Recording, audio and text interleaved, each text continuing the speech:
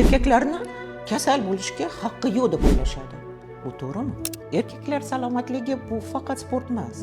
Har kungi odatga aylanish kerak. Har kungi odatiy nima? Kamida 7 soat uyqu berishingiz shart.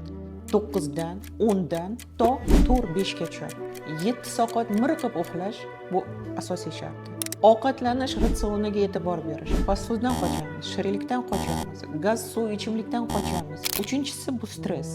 Stress hamma joyda. Mashinada ketayotganingizda, boshliq bilan urushganingizda stressdan qocha olmaysizlar. Lekin stress bilan kurasha bilish kerak. Bunga o'zingizda immunitet hosil qilishingiz shart. To'rtinchisi jismoniy faollik. Uylar atrofida yoki qaysidir bog'da, yoki suv havzasini oldida, yo basseyn oldida, fontan oldida 20 daqiqa yurib bersanglar yetgan. Lekin harakat qilib berishingiz shart. Shunda sizlarning gormoninglar tiklanadi. Chunki sizning sog'lig'ingiz bu oilangizni tayanchi. Bu juda muhim narsa.